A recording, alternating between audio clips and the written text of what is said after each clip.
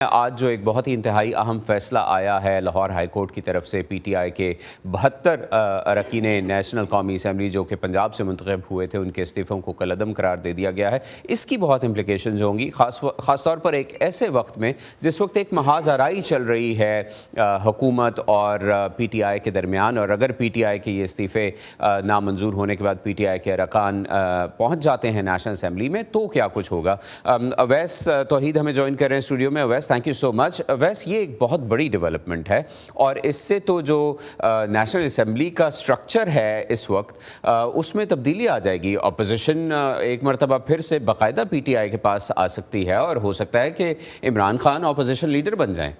تحریک انصاف کی صفوں میں تو ایسے ہی معاملات ہیں۔ علی ظفر صاحب جو ان کے وکیل ہیں، انہوں نے بھی کہا ہے کہ بس اب ہم واپس آ گئے، ہمارے حق میں فیصلہ ہو گیا۔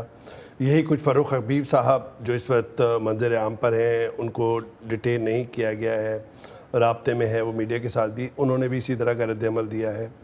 تو ان کی صفوں میں تو بہت زیادہ ایک طرح سے خوشی ہے کہ بس اب ہم اسمبلی واپس جائیں گے۔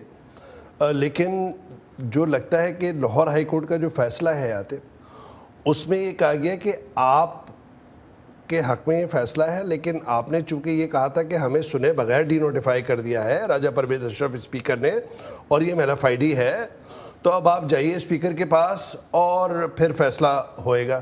تو جو اس کے اندر جو رولز ریگولیشن ہے، آرٹیکل 69 ہے جو پاکستان کے آئین کا 69، وہ یہ کہتا ہے کہ اسپیکر کی جو رولنگ ہے وہ ایک لائف ٹائم ہوتی ہے، اور وہ اسی کو استحقاق ہے، اور معاملہ وہیں پہ اٹکا ہوا ہے۔ پی ٹی آئی والے کہتے ہیں نہیں استحقاق ہے، ان کی نیت میں فطور ہے، سو آن اینڈ سو فورتھ۔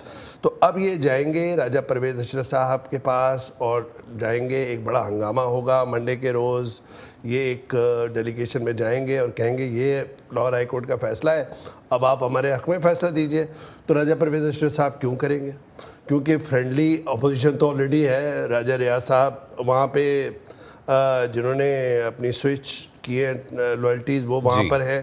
اچھا، پھر اب یہ دیکھنا پڑے گا کہ پی ٹی آئی والے کیوں چاہیں گے۔ پی ٹی آئی والے دیکھیں، ایک تو ان کو لگ رہا ہے کہ الیکشن عنقریب نہیں ہونے والے، تو وہ اسمبلی میں جائیں گے، اسمبلی میں خوب شور شرابہ مچائیں گے، قانون سازیاں جو یہ کر رہے ہیں اس کے اندر وہ رکاوٹ ڈالیں گے، جو اسمبلی کے فلور پہ اپنا کردار ادا کرنا چاہیں گے۔ دوسرا یہ چاہیں گے کہ یہ فرینڈلی اپوزیشن جو لیڈر ہے راجہ ریاض، اس کو تبدیل کیا جائے، اور پارلیمانی لیڈر جو ہے پی ٹی آئی کا، اس کو بھی جو ہے وہ چینج کیا جائے۔